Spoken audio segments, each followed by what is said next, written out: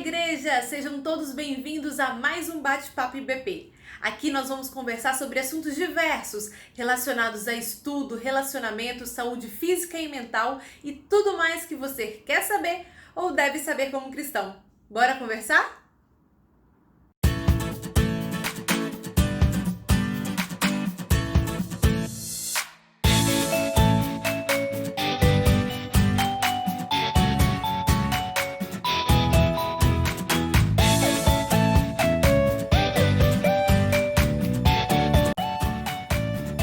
Boa noite! O tema de hoje é a epidemia oculta, saúde física e mental no pós-pandemia. E para conversar com a gente sobre esse assunto, nós convidamos a psicóloga clínica, especialista em educação e psicoterapeuta cognitivo-comportamental, a nossa irmã Rosângela Pereira Azevedo. Rosângela, primeiramente, como que você está? Bem, depois de um dia longo de trabalho. Bem, e você? Como é que foi seu dia? Bem, graças a Deus. Melhor agora que a gente pode estar batendo esse papo. Bom, É isso. eu vou entrar no assunto de hoje, que é a epidemia oculta. E aí eu começo te perguntando sobre esse isolamento social que a gente está vivendo. A gente viveu há alguns meses um isolamento mais rigoroso e agora a gente está numa fase mais flexível. Eu queria saber se isso que nós vivemos vai gerar ou está gerando consequências para a nossa mente, para o nosso coração e até para o nosso corpo. E se isso tem um lado bom e um lado ruim? Bom, tudo na vida tem um lado bom e um lado ruim, né? Eu, particularmente, hoje ouvi de uma pessoa que a pandemia foi uma coisa muito boa para ela. Principalmente porque ela deu uma parada na vida dela e ela precisava refletir algumas coisas. Então, foi importante para ela.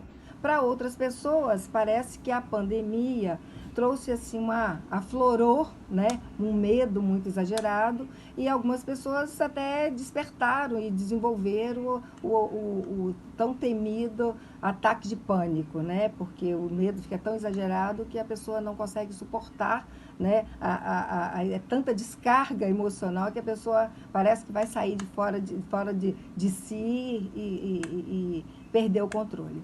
Então, para algumas pessoas eu acho que foi bom, para outras não. Mas qual foi a outra pergunta que você fez? Eu te perguntei sobre as consequências, né? Se há consequências desse isolamento para o nosso coração, para a nossa mente.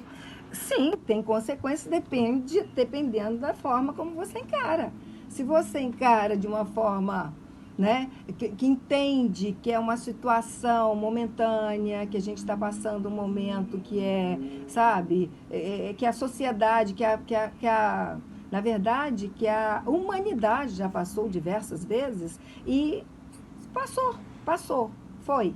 Então, essa pandemia também vai passar. Então, é um momento de parar, olhar, analisar toda a questão, se proteger do vírus e manter a vida ali dentro de um padrão mais ou menos normal, né? Claro que a reclusão, né? O isolamento, ele, para algumas pessoas, ele trouxe muitos problemas, porque primeiro para a família, né? Aqui, por exemplo, na minha casa, eu tive um encontro melhor com meus filhos.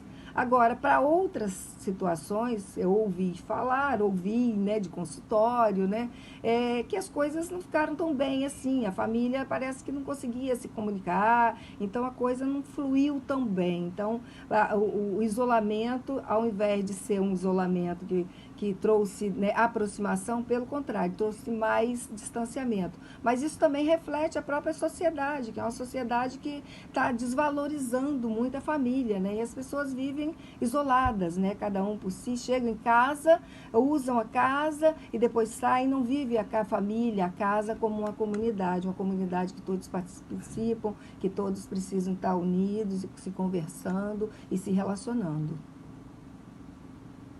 E você acredita que esses hábitos, por exemplo, que a gente está ganhando durante esse período de isolamento social, ele vai se perdurar no pós-pandemia?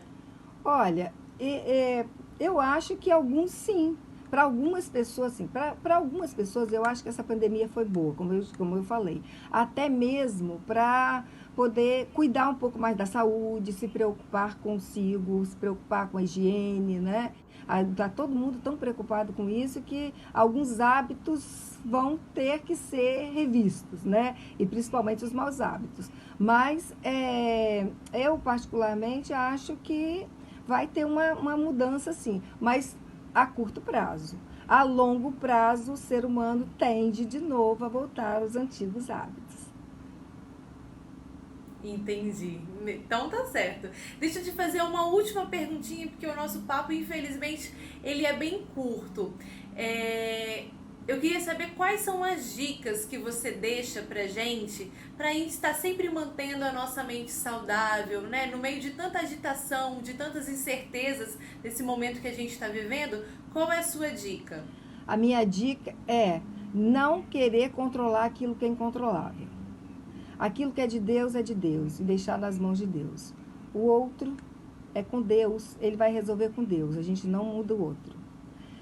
O tempo, a gente vai precisar viver nesse tempo o que tiver que ser vivido, né? Então, o tempo a gente não muda. E a gente não muda a finitude, a gente não muda a morte. Então, se a morte chegar, ela vai ter que ser aceita, porque assim foi escrito, assim é. Então, brigar, na verdade, o que acontece? Onde está a angústia do ser humano? É que ele quer brigar com as coisas que ele não pode brigar. Ele não tem coisas que ele não compete, aí ele é angustiante, e aí sim, isso acaba se tornando um transtorno para ele. Porque o que é um transtorno? É aquilo que transtorna a vida, que desestrutura a vida. Então, controlar o incontrolável é desestruturante, emocionalmente desestruturante. É isso. Tá certo. Rosângela, muito obrigada, muito obrigada. Gostei muito das suas dicas, do nosso bate-papo. Infelizmente a gente já tá ficando por aqui, mas se você que está nos assistindo, você teve alguma dúvida ou você quer mandar alguma sugestão, alguma dica sobre tema, entre em contato com a gente pelo WhatsApp da nossa igreja, que deve estar aparecendo aí na sua tela. Um abraço e até a próxima. Obrigada pela atenção e a igreja também. Fica com Deus, todo mundo. Tá certo. Tchau, tchau.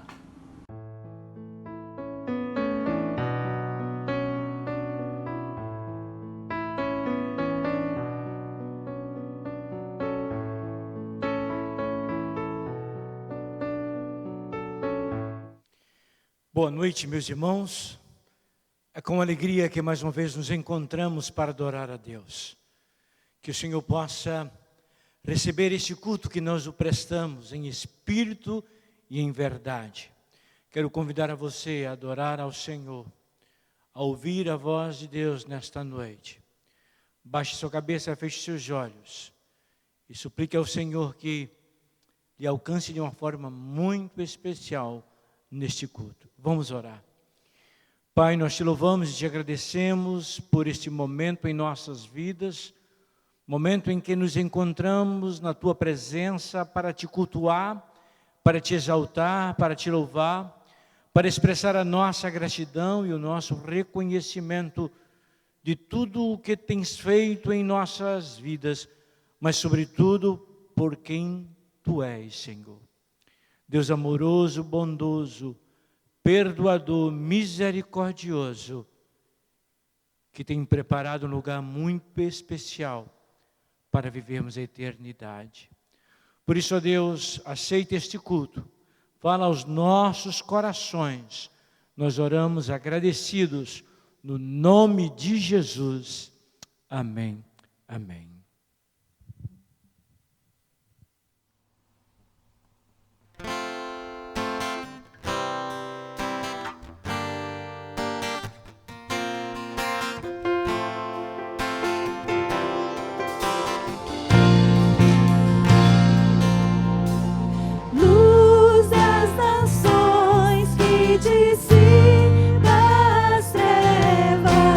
Abre os meus olhos.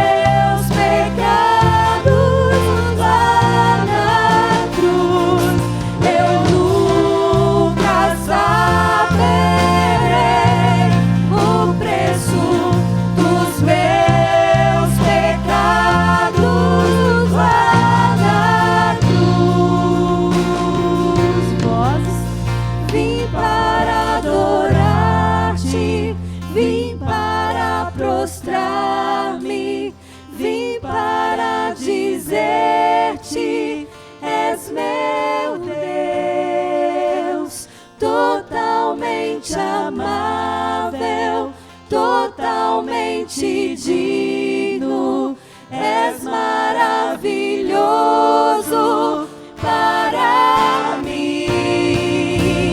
Vim para adorar-te, vim para prostrar-me, vim para dizer-te, és meu Deus, totalmente amável, totalmente digno, és maravilhoso para mim.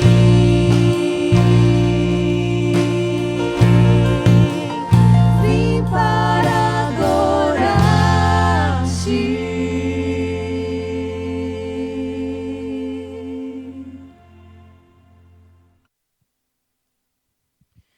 Desejo neste instante ler um texto da Palavra de Deus. Esse texto que se encontra no Evangelho de João, capítulo 15. Vou ler do versículo 1 ao versículo de número 11.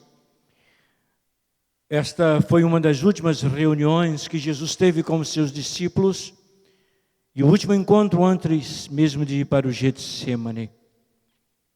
Leiamos o que Jesus declara sobre ele e sobre a comunhão com os seus discípulos.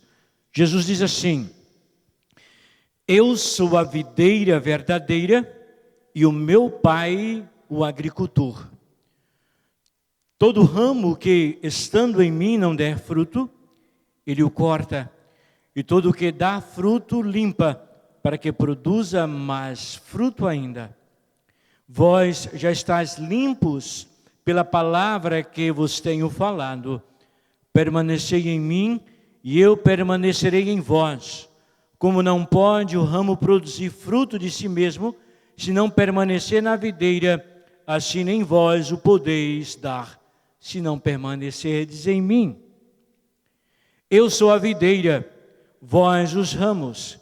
Quem permanece em mim e eu nele, esse dá muito fruto, porque sem mim nada podeis fazer. Se alguém não permanecer em mim, será lançado fora, à semelhança do ramo, e secará, e o apanham, lançam no fogo e o queimam. Se permanecerdes em mim, e as minhas palavras permanecerem em vós, pedireis o que quiserdes, e vos será feito. Nisto é glorificado meu Pai, em que deis muito fruto, e assim vos tornareis meus discípulos. Como o Pai me amou, também eu vos amei, permanecei no meu amor. Se guardardes os meus mandamentos, permanecereis no meu amor, assim como também eu tenho guardado os mandamentos de meu Pai, e no seu amor permaneço. Tenho-vos dito estas coisas, para que o meu gozo esteja em vós, e o vosso gozo seja completo. Que o Senhor aplique a sua palavra lida em os nossos corações. Amém.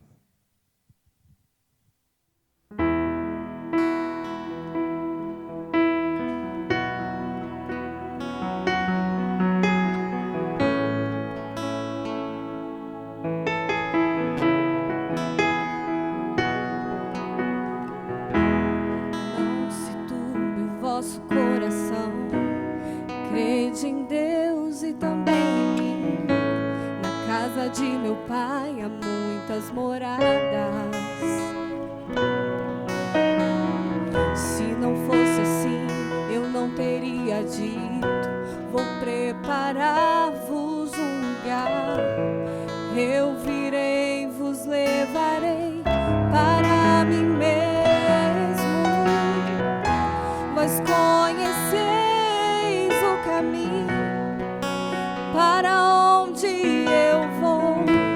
Eu sou o caminho, a verdade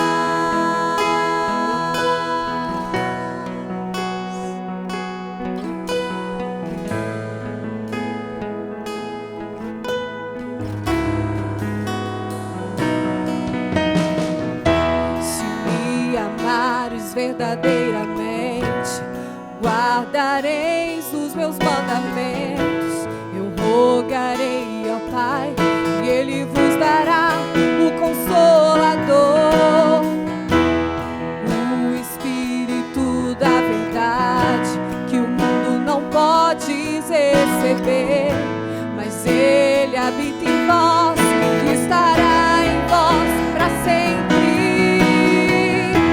Aquele que tens os meus mandamentos e os guarda, esse é o que me ama. E se alguém me amar, será amado com meu Pai. Eu também o amarei e me manifestarei a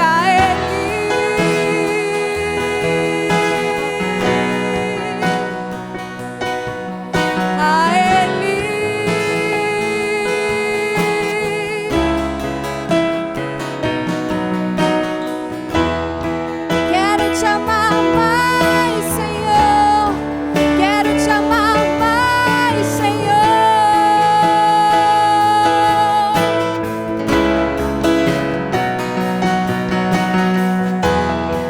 Quero te amar mais, Senhor. Quero te amar mais, Senhor.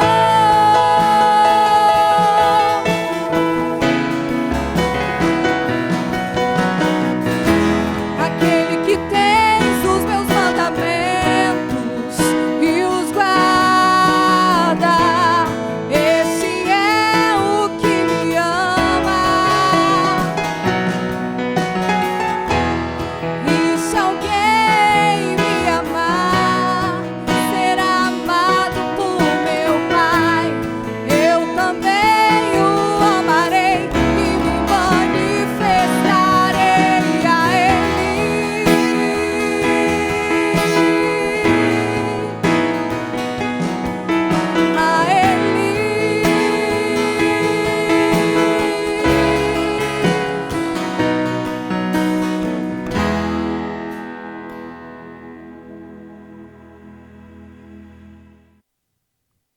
Pai, nós te agradecemos por este momento onde abrimos a Tua Palavra.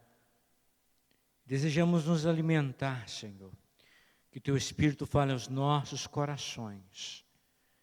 Que o Senhor possa nos instruir, nos corrigir, nos dirigir através da Tua Palavra.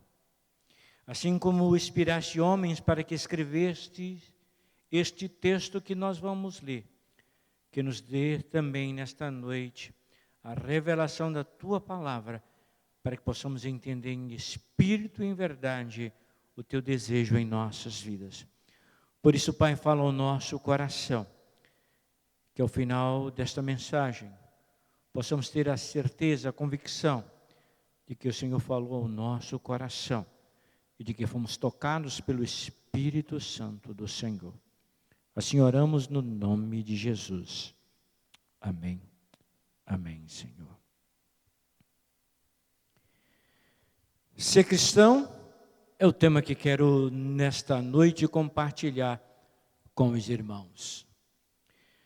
Leandro Carnal, ele é um historiador brasileiro muito conhecido, não é um homem religioso. Em uma palestra que ele proferiu, se eu não me engano, na PUC, ou na Unicamp, melhor dizendo, alguém lhe perguntou sobre o desafio do cristianismo nos dias atuais. E ele disse que o desafio do cristianismo no século XV foram cristianizar os indígenas. O desafio no século XIX foi cristianizar os asiáticos, os africanos, os idólatras, os liberais. Mas ele continuou dizendo, hoje o maior desafio do cristianismo, que tem tanto status, prestígios e influência política, que é formalmente religioso, que tem Deus na camisa, Deus no carro, Deus na porta da casa, mas não tem Deus no coração. O maior desafio do cristianismo é cristianizar os cristãos. Aquilo me chocou inicialmente. Me impactou como é que um homem que tem uma visão externa pode, como historiador, levantar esta questão. Aí agora lembrei do que a questão ser ou não ser. Eis a questão, uma frase tão conhecida de todos nós. A indagação eterna de Hamlet, em uma peça escrita por William Shakespeare entre 1599 e 1601. Ser ou não ser? Eis a questão. Nos dias atuais, ser cristão, qual a verdade sobre o cristão? Vamos olhar na palavra de Deus, ver esse texto que o apóstolo Paulo escreve aos Colossenses, capítulo 3, versículo de número 17, e extrair algumas verdades.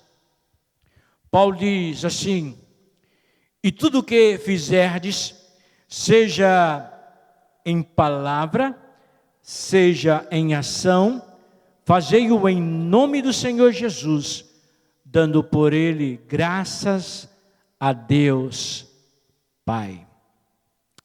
É interessante que essa carta que o apóstolo Paulo escreveu aos Colossenses foi escrita por volta dos anos 60 DC. Enquanto estava numa prisão em Roma, ele escreve esta carta. Paulo nunca havia visitado a igreja em Colossos, mas conhecia como aquela igreja estava vivendo. Mas isso não também o impediu de confrontar suas distorções, excesso de intelectualismo e fixação por regras e cerimônias. Paulo trouxe àquela igreja de volta a supremacia e a singularidade de Cristo Jesus. O maior enfoque desta carta, e Paulo trabalha assim com aquela igreja, é o viver do cristão, e sobre isto que desejamos destacar e conversar com os irmãos. Ser ou não ser? Como ser um verdadeiro cristão? Eu estava, ao refletir sobre isso, observando empresas. Achei algo de muito cruel e terrível, que leva ao baixo desempenho e compromete o futuro das empresas. Quantas não progridem, não têm futuro, fecham as suas portas por atitudes de colaboradores. Nem sempre é um business plan, nem sempre é um projeto, nem sempre é o que ela produz, mas o que determina efetivamente um futuro de uma empresa é a atitude dos seus cooperadores, dos seus funcionários. E eu pude, ao estudar, ver algumas coisas.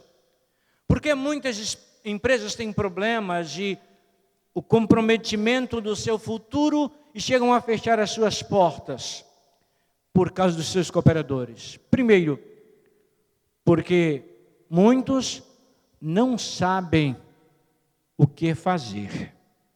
Muitos colaboradores não foram ensinados ou ditos o que fazer e eles não sabem o que fazer. Segundo, porque muitos colaboradores não têm a habilidade.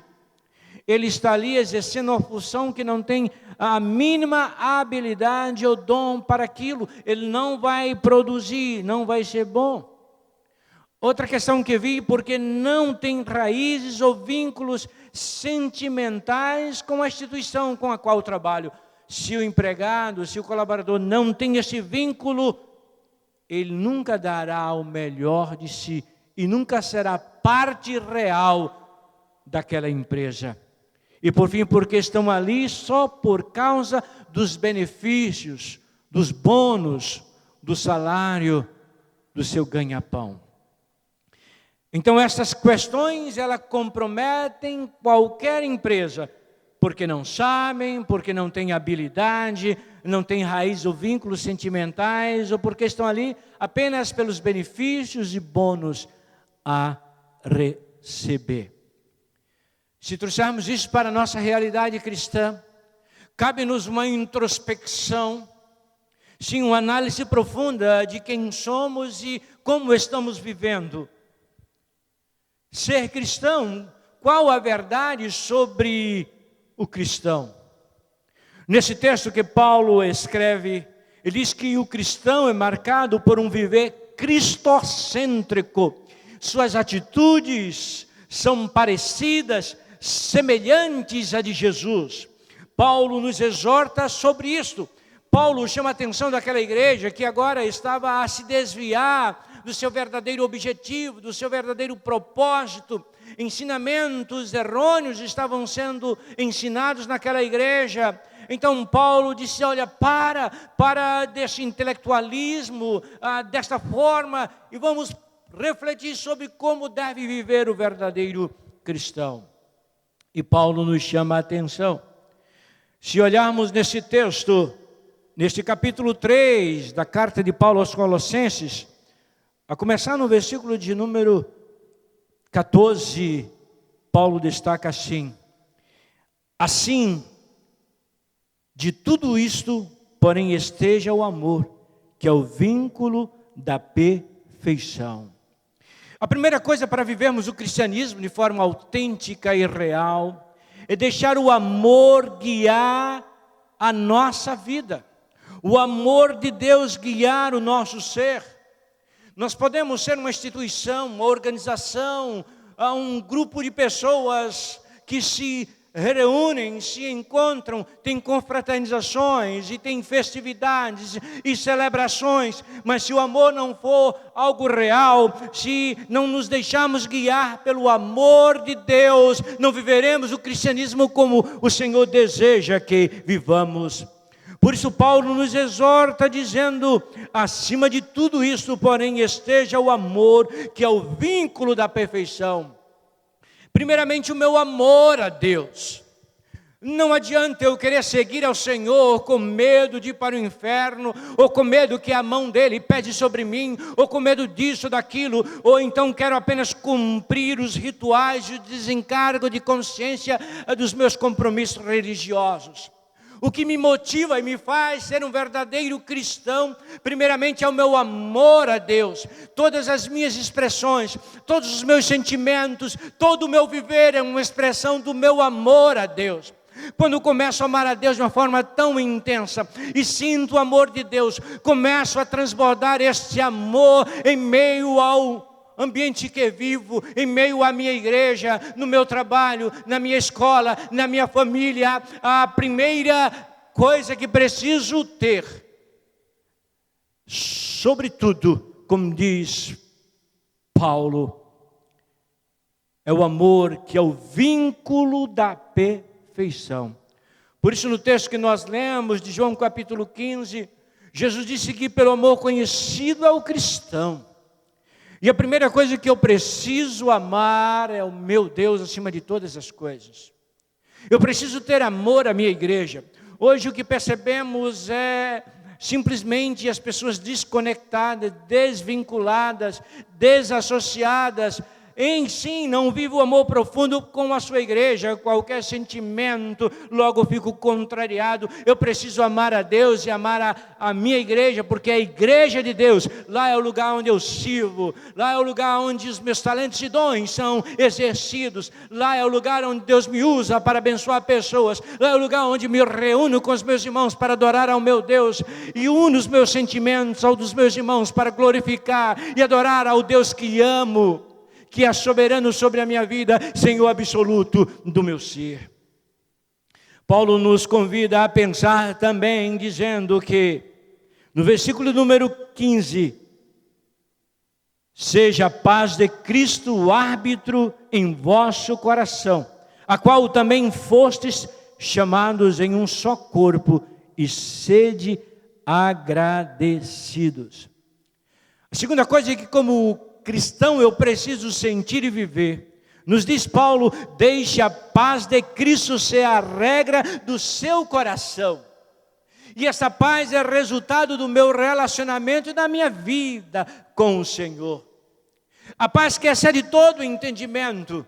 O Senhor Jesus disse: a minha paz vos dou, não vos dou como o mundo a dá. Porque a paz que Ele nos concede não é uma paz circunstancial, não é uma paz temporal, não é uma paz que depende do momento ou das situações que estou a viver. É a paz que excede todo o entendimento, todas as circunstâncias e situações, porque a minha paz não é um sentimento, mas é fruto de um relacionamento com o Senhor. Por isso, Paulo diz: deixe a paz de Cristo ser a regra do seu coração.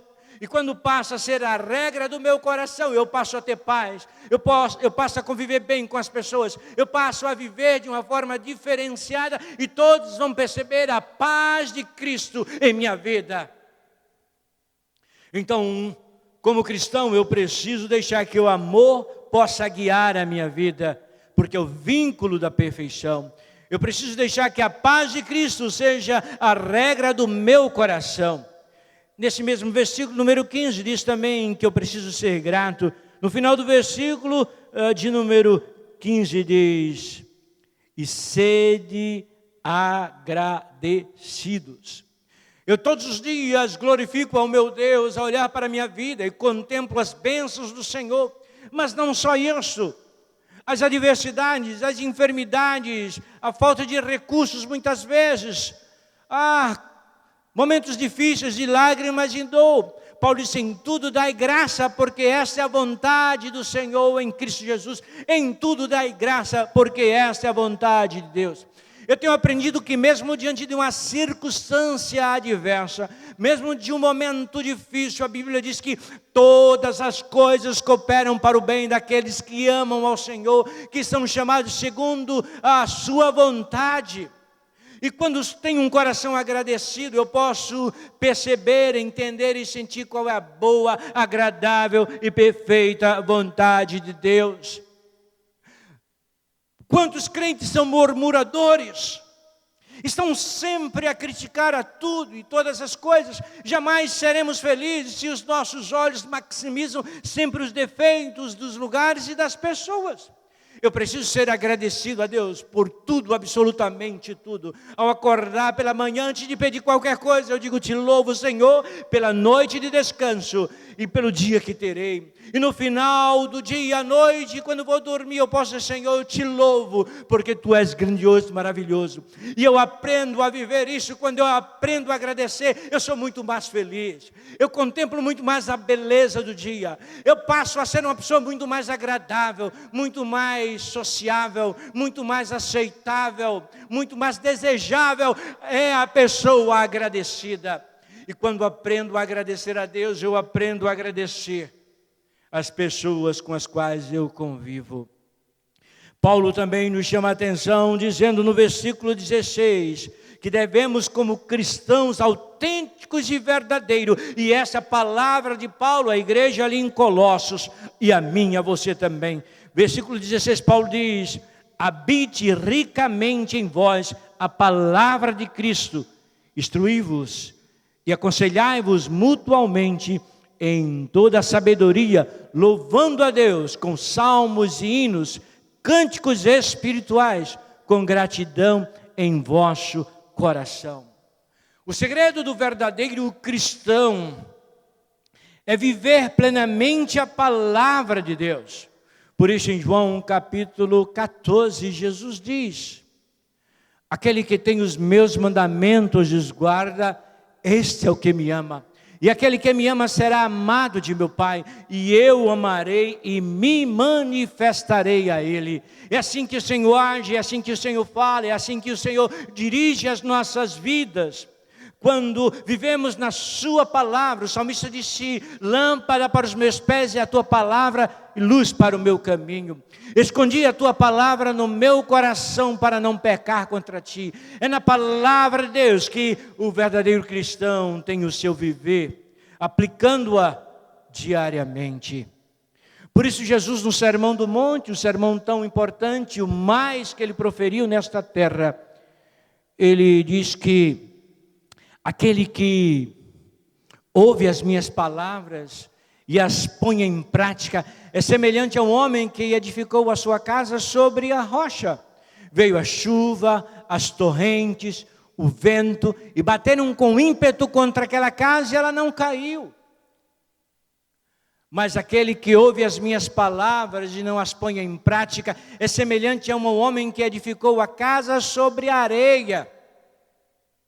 Veio as chuvas, as torrentes, os ventos, e bateram com ímpeto contra aquela casa, e ela caiu. Que tipo de ouvinte eu sou? Que tipo de leitor da palavra eu sou? Aquele que vive e aplica diariamente a palavra de Deus. Então eu serei como esta casa, disse Jesus, edificada sobre a rocha, que é Ele mesmo. E pode vir as tempestades, os ventos, as crises, e pode bater com ímpeto, mas permanecerei de pé, porque confio e vivo a palavra de Deus. E Jesus garante que, se observarmos, vivemos a sua palavra, somos uma casa edificada sobre a rocha. Mas se eu a leio, se eu a escuto, mas não a pratico e não a vivo, serei semelhante a este homem que edificou a casa sobre a areia. A tempestade adivinha, as crises adivinham para todas as pessoas, mas grande será a minha queda, porque não edifiquei a minha vida sobre a rocha. A palavra de Deus nos diz que aquele que ouve as palavras e não põe em prática é semelhante a um homem que se olha no espelho e ao se retirar, já não lembra mais da sua fisionomia. Perdemos a nossa identidade, perdemos quem somos, nos esquecemos de quem somos, porque só a palavra de Deus, trabalhando em nós, foge ao nosso caráter, nos faz entender a vontade de Deus e a cumprir o seu querer. Por isso que, se queremos viver o verdadeiro cristianismo, precisamos viver a palavra de Deus. Ainda no versículo 17, o versículo que lemos inicialmente, Paulo diz: e tudo que eu fizerdes, seja em palavra, seja em ação, fazei-o em nome do Senhor Jesus, dando por ele graças a Deus Pai. Faça todas as coisas em nome do Senhor Jesus Cristo, trazendo honra. Sim, seja um representante do Senhor na terra, um embaixador do Senhor aqui nesta terra. Paulo diz: quer comamos, quer bebamos, quer façamos qualquer outra coisa, façamos tudo para a glória de Deus. O crente e o cristão autêntico vive para a glória de Deus. Quer comamos, quer bebamos, quer façamos qualquer outra coisa, façamos tudo para a glória de Deus. Vivemos para o louvor de Deus, vivemos para a glória de Deus.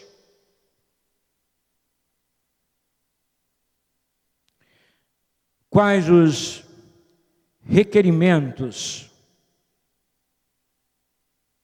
para ser um cristão autêntico?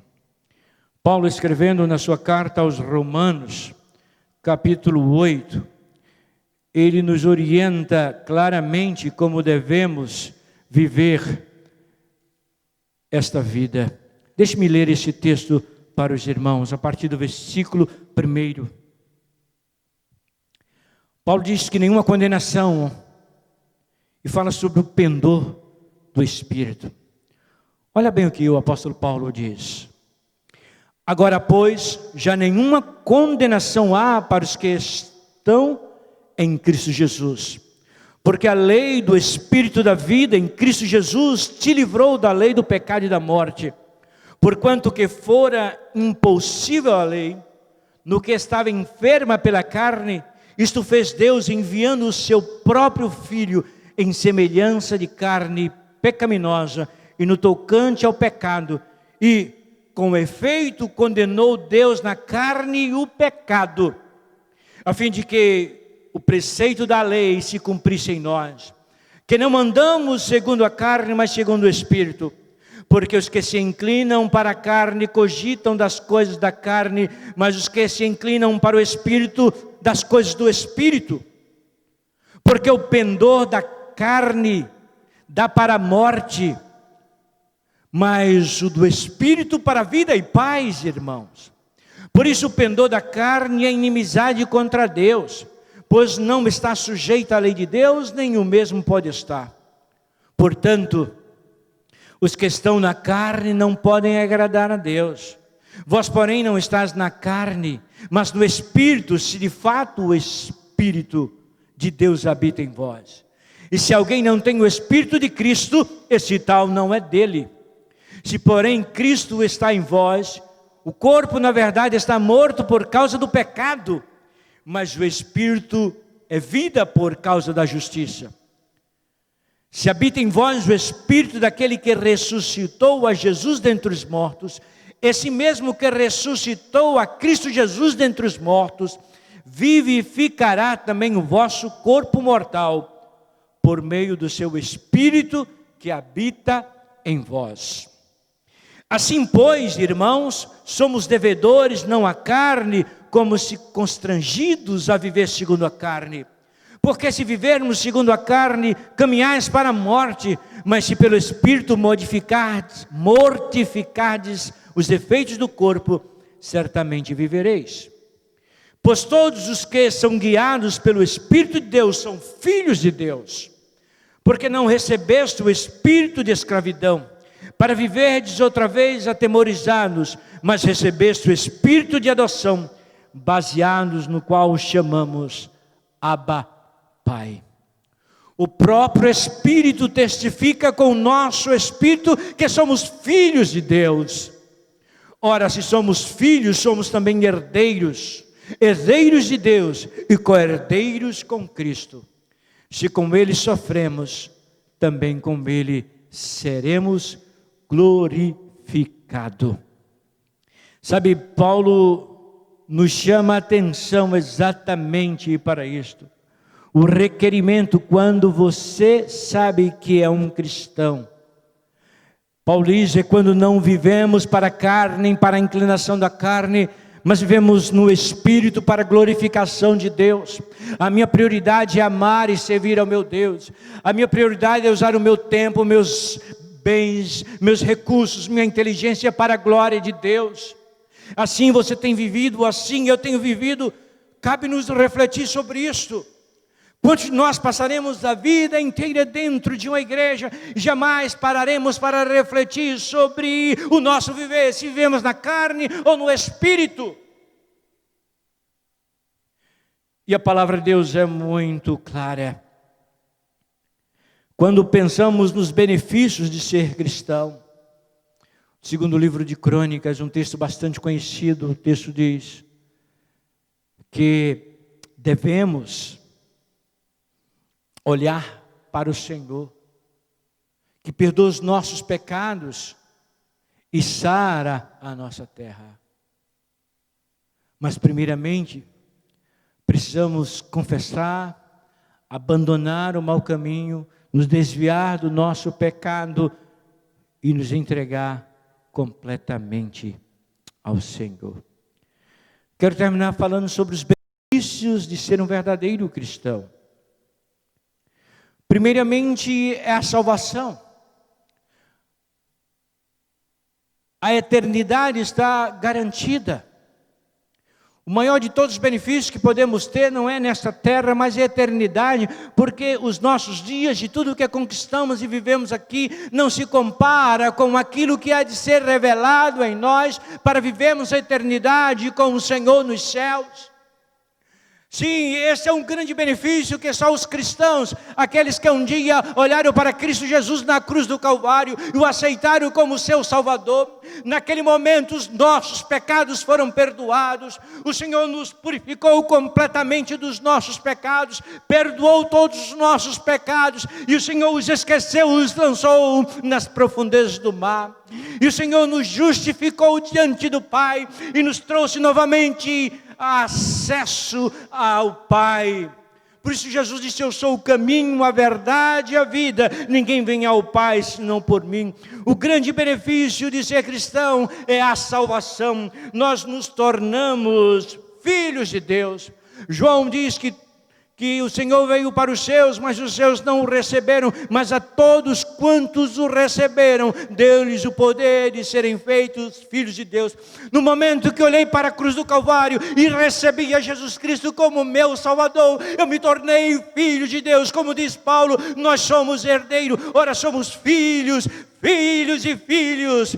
Sim, e somos herdeiros e herdeiros de Deus, e co-herdeiros com Cristo. Se com Ele sofremos, também com Ele seremos glorificados. Louvado seja o nome do Senhor, porque o benefício de ser cristão é a salvação, mas o benefício de ser cristão também é que eu me tornei filho de Deus pela adoção em Cristo Jesus.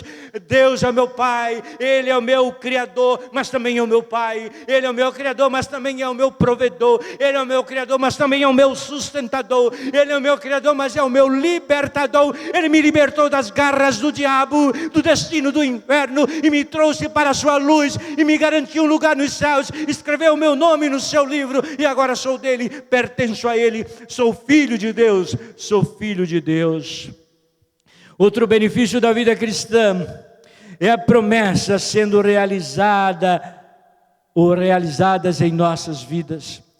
Tantas promessas do Senhor, tantos benefícios e tantas bênçãos que o Senhor tem separado para nós. Quando vivo a sua palavra, vivo em espírito para a glória do meu Deus, Ele começa a derramar sobre mim as suas promessas, as mais ricas e especiais promessas, que durante toda a minha vida não vivi, por não viver plenamente a vida cristã. Mas quando me quebranto diante do Senhor, quando me humilho diante do Senhor, quando choro diante do Senhor, quando peço perdão diante do Senhor, por tantas coisas que cometi, que o ofendi e o desagradei, o Senhor então começa a trabalhar em mim de uma forma tão especial. As suas promessas vêm sobre mim, e as suas promessas vêm sobre mim, e eu começo a viver e a sentir as promessas do Senhor, e o seu estado começa a ser antes mesmo do seu lugar. Eu começo a sentir o poder de Deus em minha vida, e sabe o que acontece? Eu começo a ser um instrumento nas mãos de Deus, para a glória de Deus, e Deus começa a me usar de uma forma extraordinária e maravilhosa. Não há lugar, não há outro maior benefício do que ser instrumento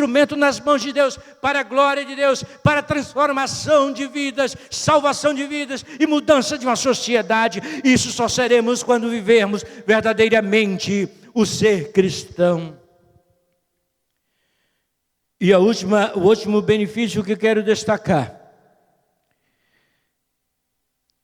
é que no dia final ouviremos as palavras benditas de Jesus: vinde, benditos do meu Pai, possuir por herança a eternidade que está preparada, e ali vamos viver para sempre com o Senhor nos céus.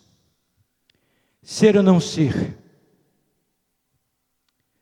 O Senhor disse: sede quente ou frio, porque morno vomitar-te-ei da minha boca. Não é hora de um avivamento? Não é uma hora de mudança profunda em nossas vidas, na vida da nossa igreja? Não é hora de um quebrantamento completo? De uma introspecção? Não é hora de uma faxina geral em nossa vida? Não é hora de ser cristão de fato? Não de regras, não de declarações doutrinárias de denominação nenhuma, mas de uma fé profunda, um arrependimento completo, um quebrantamento total diante do Senhor. Eu te convido a pensar sobre isto e orar comigo nessa noite. Eu quero ser, Senhor amado, como vaso nas mãos de um oleiro. Quebra a minha vida e faz de novo. Eu quero ser um vaso novo, um vaso de honra, um vaso para a tua glória. Eu quero viver o teu poder. Me enches do teu espírito, me faça transbordar do teu amor, que as pessoas vejam Cristo em mim. Cristão é aqueles que parecem com Cristo. É aqueles que as pessoas podem ver Jesus na vida deles. eu quero te convidar a buscar o Senhor de todo o coração. Diz: Senhor, é assim que eu quero viver. Baixe sua cabeça, feche seus olhos e diga: Senhor, que tipo de cristão eu sou? Estou sendo segundo a tua vontade e o teu querer? Que o teu Espírito trabalhe em minha vida de tal forma que eu seja cheio do teu poder, da tua graça, do teu amor e do teu Espírito. Em nome de Jesus. Amém. Que Deus te abençoe. Que Deus te abençoe. Que Ele continue trabalhando esta mensagem no teu coração. Ser a não ser, eis a questão.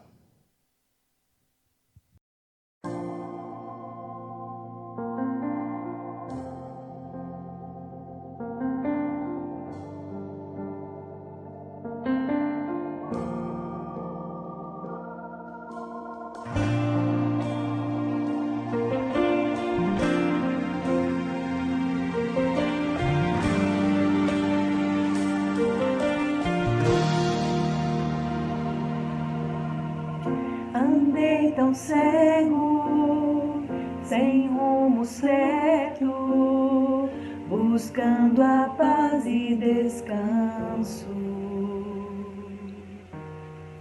Eu procurei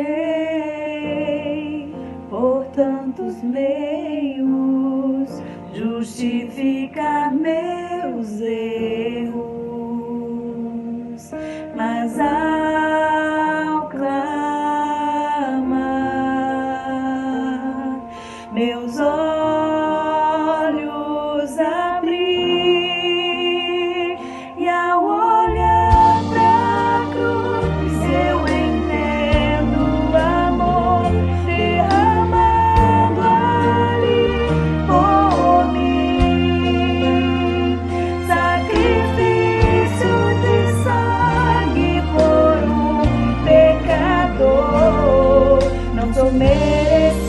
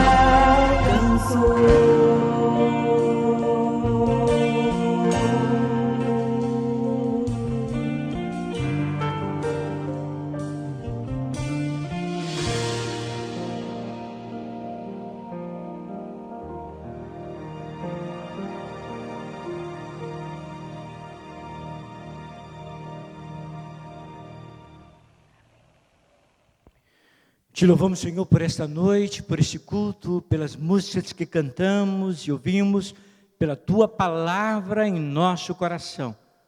Que o Senhor continue a nos abençoar e a trabalhar em nós, para que sejamos segundo a Tua vontade e o Teu querer. Assim oramos no nome de Jesus Cristo. Amém. E agora que o amor de Deus nosso Pai, a graça salvadora de Cristo Jesus, e que a comunhão e as consolações do Espírito Santo possam ser com todos que amam ao Senhor e vivem na sua presença, agora bem como para todos sempre. Amém. Amém. Deus te abençoe. Uma boa semana.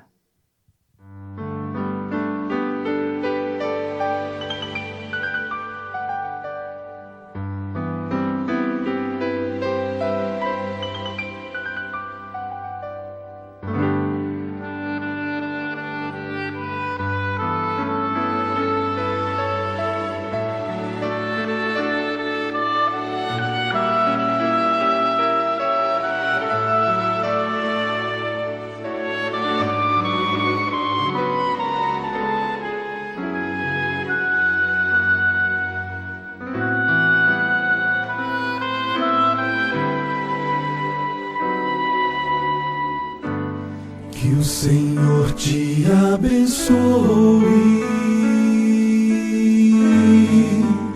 e te guarde. Que o Senhor faça resplandecer seu rosto sobre ti e tenha misericórdia de ti.